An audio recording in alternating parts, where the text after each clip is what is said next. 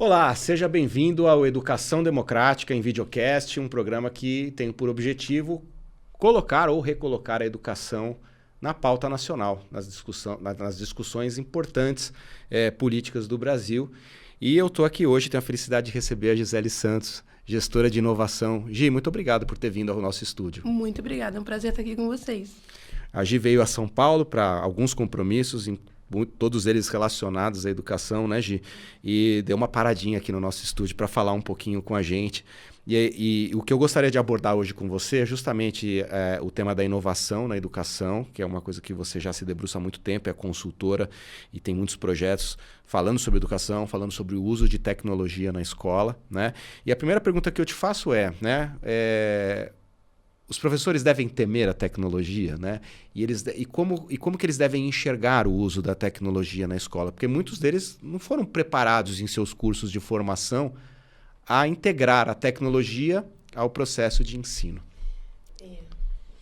Então, eu acho que o que está acontecendo é isso, né? Muitas pessoas estão temendo a tecnologia, até pelo discurso apocalíptico, né? Então, a IA vai tomar o seu emprego, a IA vai fazer com que a gente passe a ser um ser humano muito ruim. Mas a tecnologia, na verdade, ela sempre existiu e sempre ela transita nas nossas vidas de uma maneira muito natural. Então, o que acontece? Eu acho que talvez para esse professor que está mais em dúvida, né, esses educadores que estão mais em dúvida, é entender em que lugar que a tecnologia atravessa a vida deles e onde que eles podem encontrar valor para aplicar isso na profissão, né? Porque se a gente for pensar, né, da maneira que a gente usa um celular, da maneira que a gente se comunica, da maneira que a gente leva a nossa vida lidando com sistemas bancários, enfim, tudo isso tem um pouco de tecnologia. E esse letramento digital, né, essa ambientação digital é importante. Então, acho que a gente não pode temer para não criar mais camadas de exclusão, né? E a gente fala desse fosso digital que separa tantas pessoas e que reforça desigualdades. Mas também, eu acho que, eu sempre falo para os professores, eles precisam também liberar uma coisa que eu não sei. Então, acho que para evitar esse medo, eu falar assim, olha, não sei do que você está falando. Vamos aprender? Então, acho que isso também dá um descanso dessa responsabilidade de ter que saber tudo e que causa um certo medo, né? Uma certa aversão. Como que surgiu na tua vida a tecnologia com a educação? Então, foi um super eu não sei. Na verdade, eu trabalhava numa empresa há algum tempo e a gente tinha uma reciclagem, né? Um curso e tinha tipo um exame. E eu lembro que na época eles falaram assim, você foi muito mal em tecnologia. Então, o meu emprego estava meio na linha ali. Na Berlim. Aí eu falei, gente, eu tenho que declarar que realmente não sei. E aí eu fui estudar. Na época, o Twitter, hoje o famoso X, ele era muito bom para você buscar fontes e buscar documentação. E tudo que eu lia, que dava certo para mim, eu passava, olha, gente, fiz isso aqui, eu era professora de inglês, fiz isso aqui, deu super certo na minha turma. Fiz isso aqui, olha, não deu certo porque a gente precisa de um certo contexto brasileiro. E aí, eu tuitava muito em inglês, acabei viralizando internacionalmente como uma pessoa referência em EdTech e trouxe isso também para o meu trabalho. Então, eu sempre digo, eu sou um fruto de um grande eu não sei, né? Se hoje eu estou aqui falando sobre inteligência artificial, sobre tecnologia, se eu estudei, se eu faço pesquisa, é muito porque eu falei, olha, gente, desculpa, de verdade, não estou sabendo. Partindo dessa premissa socrática, né, de eu não sei, né, como que os professores, então, podem identificar se a tecnologia está tendo um bom uso ou um mau uso dentro da escola? Eu acho que primeiro é realmente entender o que tá por trás da tecnologia, né? A gente precisa entender, assim, quando a gente fala de tecnologia, e eu até gosto de fazer esse ponto também, que a gente está falando, quando as pessoas falam de tecnologia, a gente está falando de tecnologia digital. Porque tecnologia sempre existiu, a gente tem tecnologias ancestrais. Então, acho que quando a gente fala de tecnologia digital, a gente precisa entender quais são os interesses, quem está fazendo, para quem está fazendo e por que está fazendo. Então, acho que esse é o primeiro movimento para entender se há riscos ou se o uso pode ter uma grande oportunidade de reduzir desigualdade, trazer mais acessibilidade. Então, acho que a primeira coisa é entender o porquê e do que a gente está falando. Para não criar grandes fantasmas na cabeça, ou então se deixar levar pela emoção. Porque isso também acontece. As pessoas ficam muito maravilhadas Olha o que esse aplicativo faz, olha o que está acontecendo. Esquece que existem riscos, muitas vezes embutidos, que têm vieses, que têm riscos de passar nossos dados para terceiros, enfim.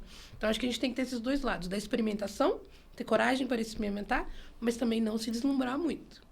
E como que você acha que está a escola pública brasileira nesse sentido? Assim, quando eu digo, estou falando de uma maneira um pouco mais geral, porque é claro que as experiências são diversas, mas a escola pública consegue fazer essa interpretação hoje, ou isso está melhorando, ou isso está evoluindo? Porque claro que o emocional deve ser muito importante no aprendizado, na cognição, né?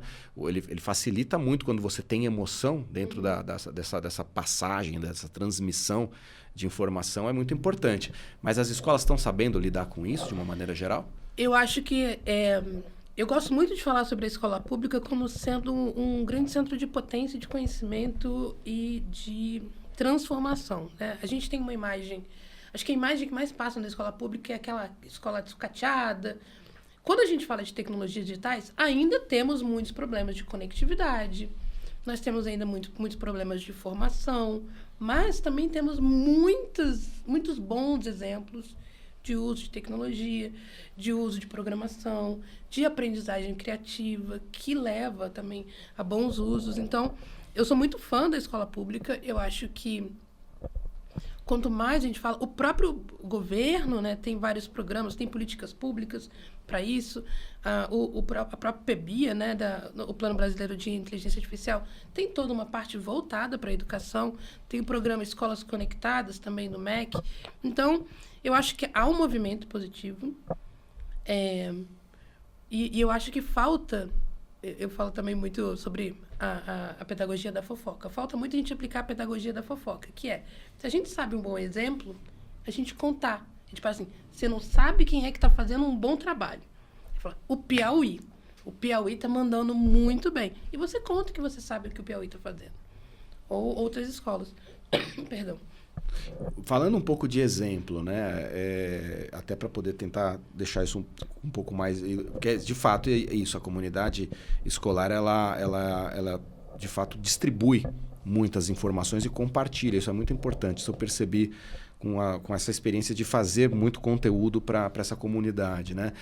Você falou do Piauí, mas há outras experiências interessantes também, em que não apenas professores, mas grupos de professores, e até isso cresce numa municipalidade, faz um bom uso de inteligência artificial. Você podia dar alguns exemplos para a gente? Dou sim. Eu gosto sempre de dar um exemplo de uma professora, né? O nome dela é Thelma Conte, e ela é esse vetor também de transmissão, e quando ela faz uma aplicação intencional, bem-sucedida, com referências, com dados, ela consegue mobilizar outras pessoas para um uso que às vezes parece muito distante. Então, a Thelma Conte eu conheci através de um projeto que eu tenho, chamado Código de Sofia, e ela falou, estou muito interessada, que é de inteligência artificial desplugada. E ela começou a utilizar, e a maneira que ela utiliza eu acho que é tão bem estruturada, tão amarradinha, né? Tão transversal, que outros professores estão começando a ver. Quando ela fala, eu gosto muito de,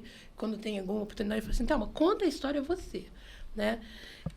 E ela fala, as pessoas falam, nossa, mas que sensacional. Então, dentro do meu projeto, eu explico o que é o algoritmo através de uma receita de bolo, de biscoito.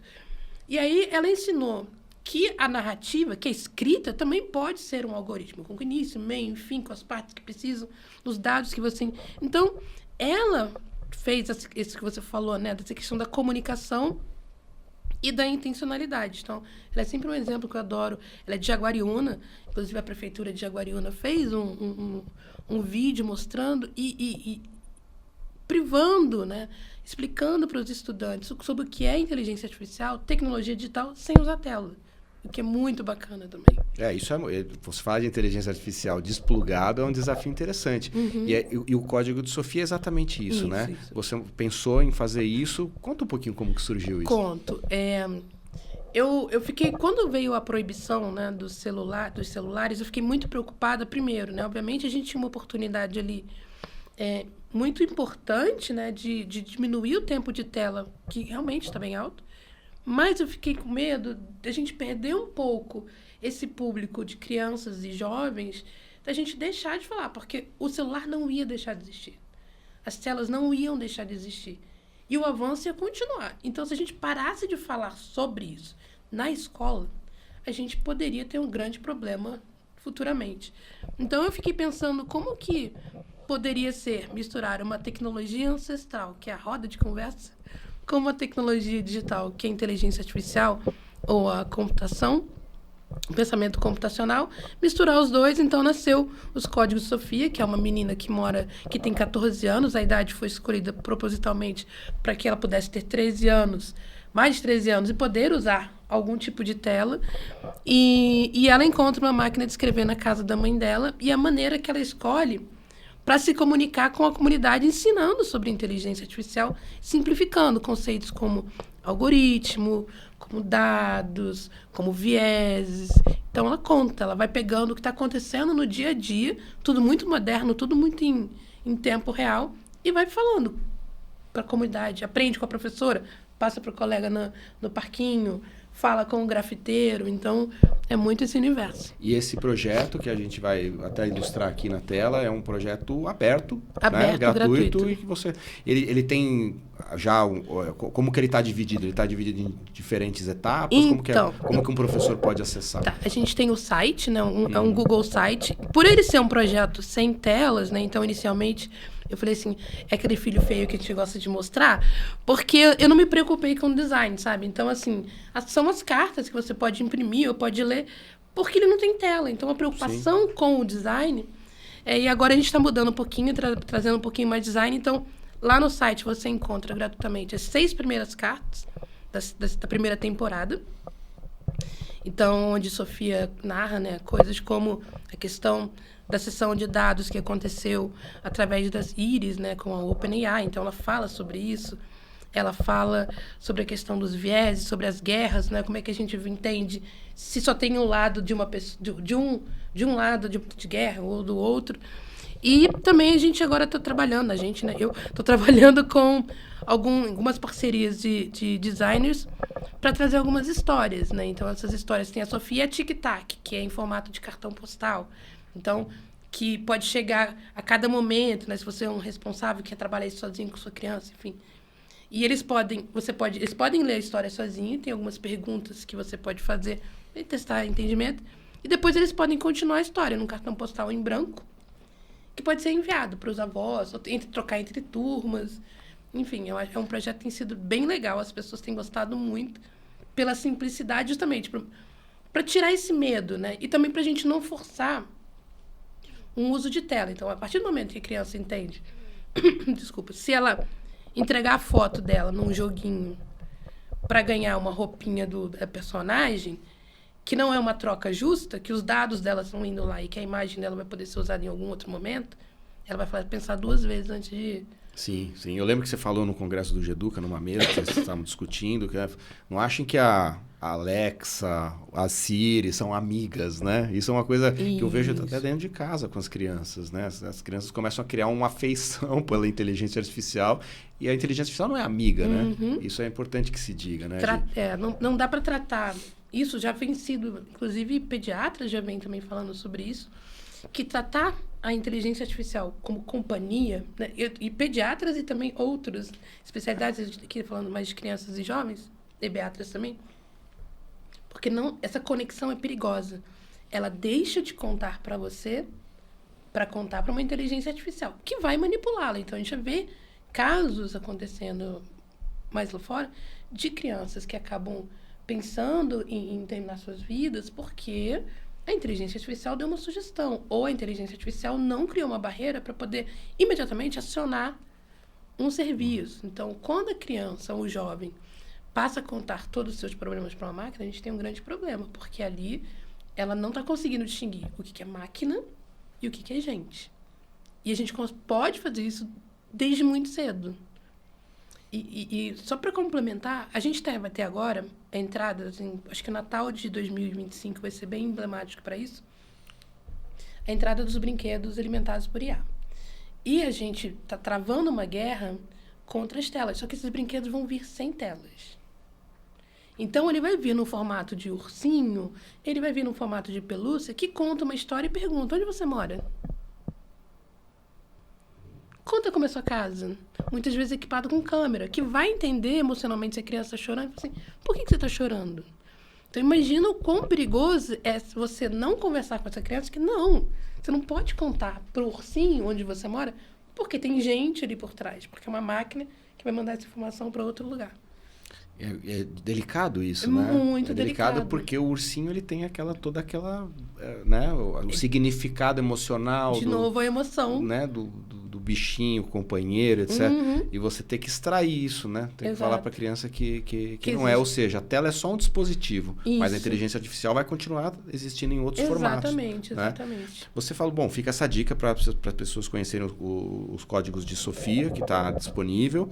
E é muito legal discutir a inteligência artificial de um outro jeito, fora das telas. Isso. Né? Eu discuti ela, inclusive usando as tecnologias ancestrais, máquina de escrever, utilizando gêneros literários com cartão postal, utilizando rodas de conversa, muito legal, muito legal. Você já me respondeu, acabei de fazer uma pergunta sobre a proibição dos celulares na escola, né? Que você falou, praticamente deu uma boa resposta.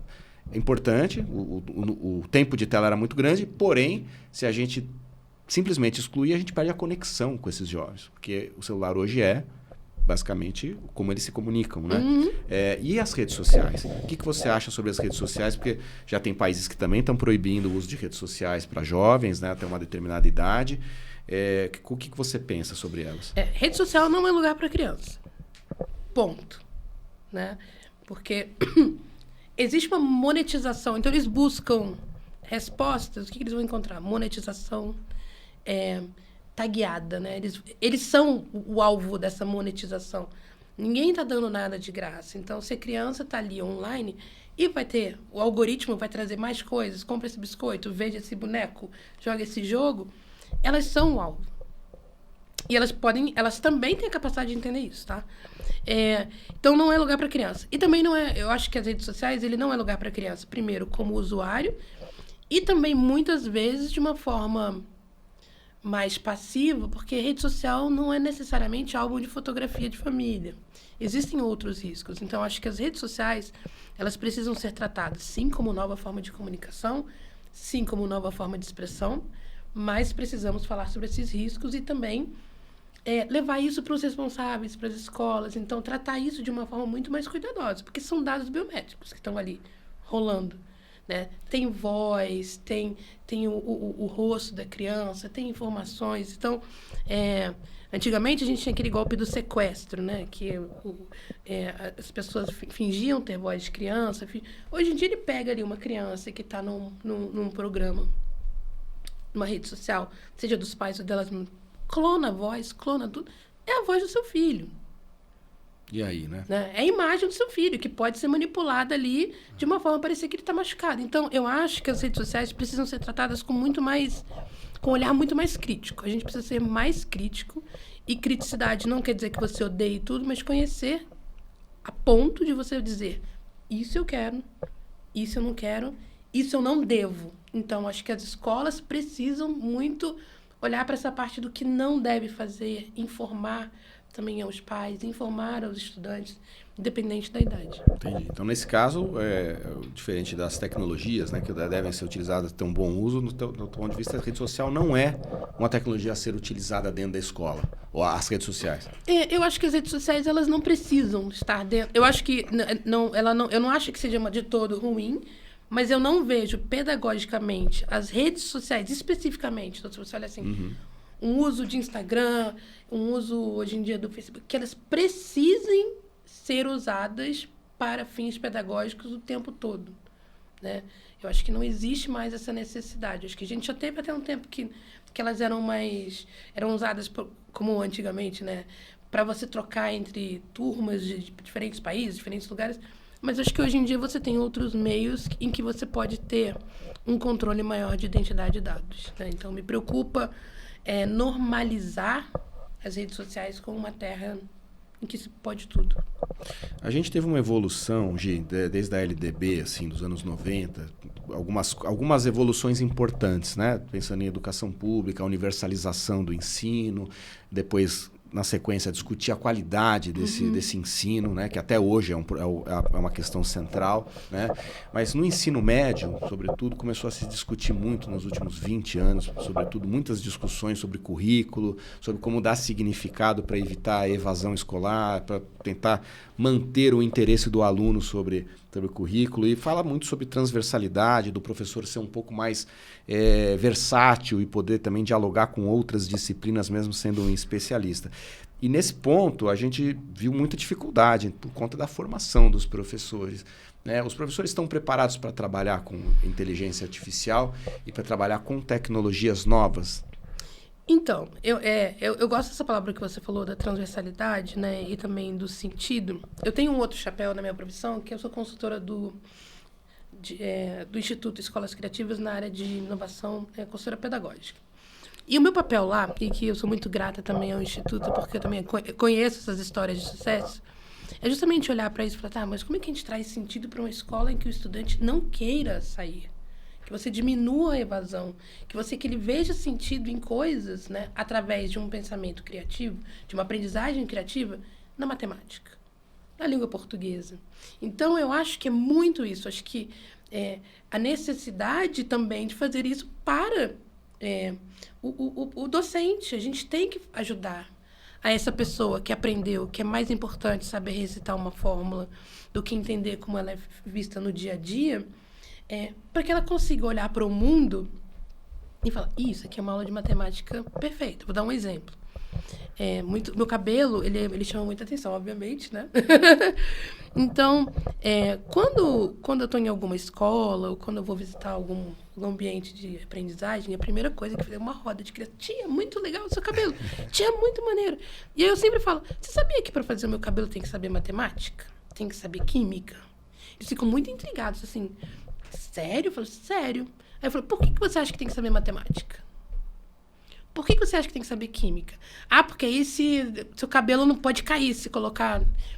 E eu acho que é isso. Você fala assim, tá, então, onde mais tem matemática? Onde mais tem química? Porque se você começa a fazer isso, né, primeiro, você consegue aproximar desse sentido.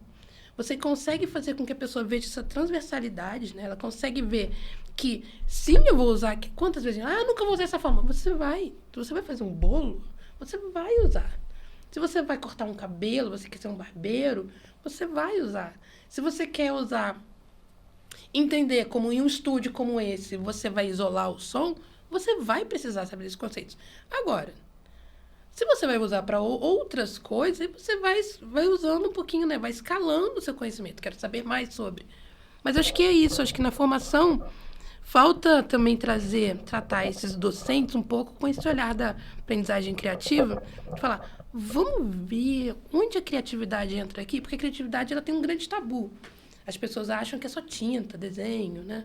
E não é. Quando a gente olha para um CEO que não consegue tomar decisões criativas, a gente vê o quanto faz falta, né? Claro, sem dúvida. Não é só arte, né? A criatividade não é só ligada ao movimento artístico. É um pensamento que ele precisa ser amplo, você precisa... E é muito democrático também. Então, você não precisa de grandes estruturas para você conseguir trabalhar com aprendizagem criativa, com a criatividade, enfim. Mas que você também consegue aplicar para estruturas muito complexas de tecnologia, por exemplo. Como que a tecnologia hoje está na formação do professor, do pedagogo, né? Porque eu, no passado, não muito longe daqui, não faz tantos anos, eu já via uma crítica muito grande da desconexão da formação do curso, no curso de pedagogia, da realidade de hoje, né? Nesses últimos 5 anos, a inteligência artificial, de fato, foi um boom muito grande, né?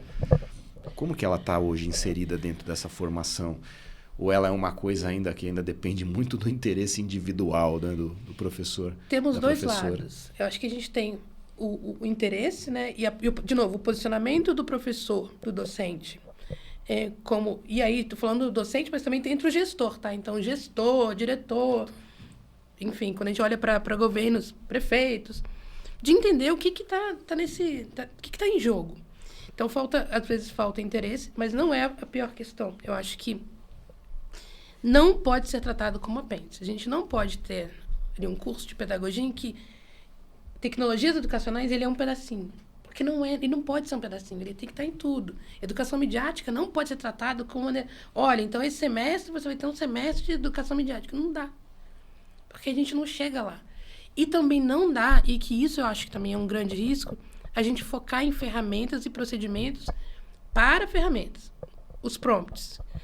Não sei se você já deve ter visto quantos cursos ou quantas promessas, 50 prompts para você dar uma aula perfeita. A sua aula perfeita não vai vir do prompt. Porque a ferramenta vai morrer. Então, eu aplicava tudo naquela ferramenta. A ferramenta foi descontinuada. Perdi tudo. E o que ficou? Né? Mas as próprias ferramentas, elas vendem também um mundo mágico que não existe, que é tudo a partir de um clique. Esse único clique não existe. Não existe. Porque para fazer um único clique, você precisa escrever um prompt. Você precisa verificar se o que ele te deu em retorno funciona. Se não funciona, você vai ter que fazer isso de novo. E aí é um risco dos professores, vou voltar naquela questão do medo, se sentirem invisibilizados. Porque se eu estou vendendo um único clique, o professor sabe que não é um único clique. Então, ele fala, um clique, esse clique se transformou em 5 horas de trabalho, que não é visto, porque ele ficou lá na área dele e parece que foi o clique que fez, o professor fala, pô, mas isso aí não é justo. E do ponto de vista dos estudantes, eles sabem também que não é um único clique. Agora, mais recentemente, aconteceu uma questão interessante em São Paulo, em que eles tinham que entregar, eles têm uma plataforma, e que eles tinham que entregar um clique. Então, para a maneira que eles tinham que resolver era clicando as respostas e dizendo que eles tinham feito os trabalhos, e era tudo numa plataforma digital. Algum aluno, algum estudante, resolveu fazer um trabalho de investigação para burlar esse clique. E conseguiu. Então, ele conseguiu criar um script, né? Fazer uma programação, em que esse clique era feito por uma inteligência artificial. Aí você vê, a inteligência artificial está fazendo... a plataforma está alimentando a plataforma, o estudante está usando a inteligência artificial para burlar a plataforma, e esse vazio que se cria, né? Então, eu até escrevi sobre isso, sobre o desafio de burlar a máquina, eticamente, muito errado. Né? Ele precisa sofrer essas consequências. Sim. Do ponto de vista de aprendizagem, isso teve investigação, teve teste, teve validação, teve compartilhamento, porque depois alguns estudantes foram vender em alguns sites, né, em grupos de jovens, em plataformas como o Discord, outros falaram, não, eu dei de graça para os meus amigos. Então, a discussão vai além da ferramenta em si. Tem umas questões éticas, então precisam ser trabalhadas desde cedo, mas também a gente tem que falar, o que a gente está fazendo para que esses estudantes vejam valor no que está sendo feito? Eles mesmo falaram, gente, eu não vi, eles não viam valor em dar esse clique. Não era aprender para eles. Aprender foi aprender a fazer um script para burlar. Para burlar o clique. Então, Sim. Acho que é isso, de sentido, sabe? Sim. Gi, você tem muita ligação, né, com diversas iniciativas de inovação e tecnologia dentro das escolas e, claro, as Big Techs estão envolvidas em várias iniciativas, inclusive governamentais, né? Tem vários estados e prefeituras que já têm parcerias formais com muitas Big Techs, com a intenção, obviamente, de ter uma eficiência na aprendizagem, na qualidade da educação.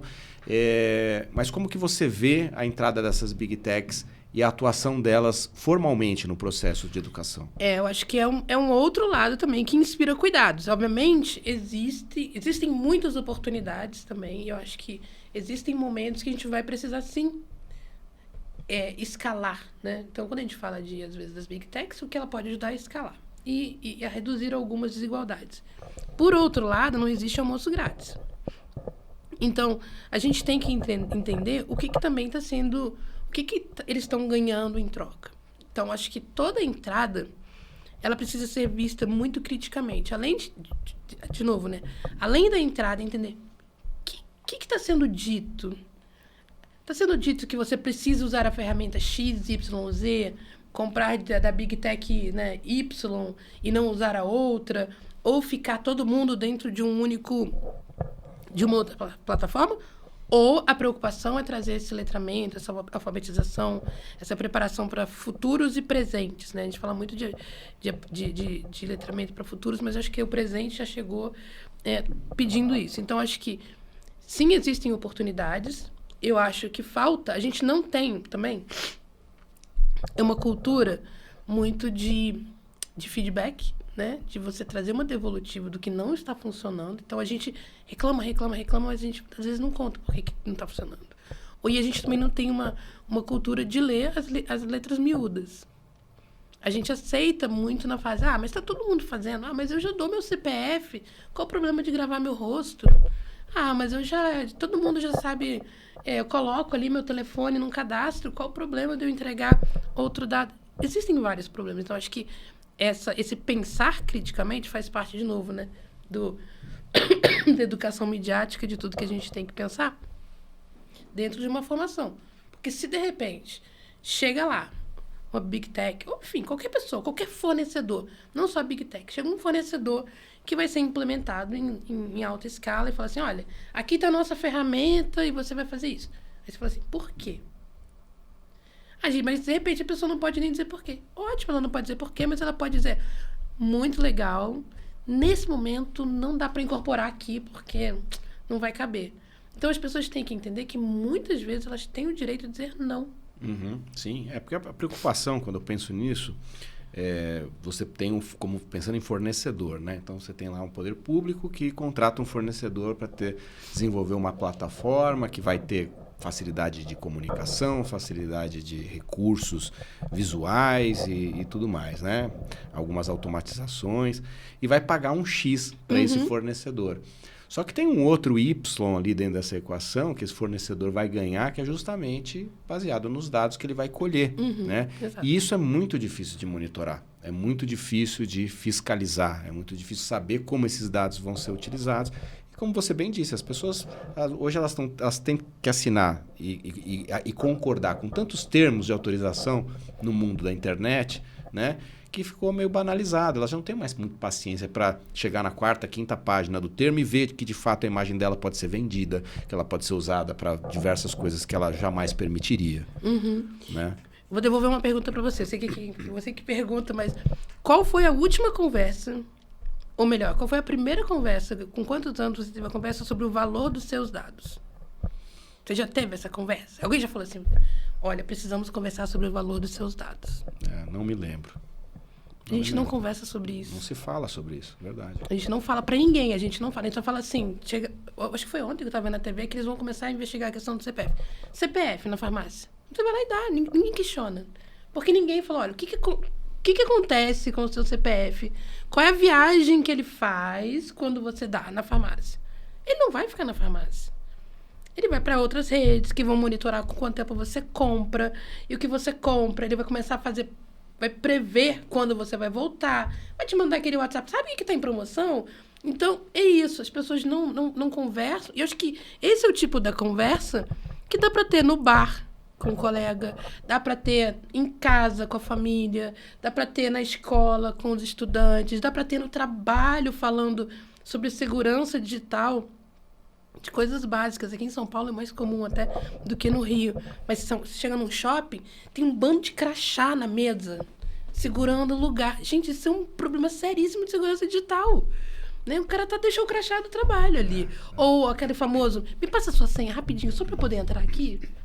Então, as pessoas acho que o valor dos dados, ele é muito assim, sabe?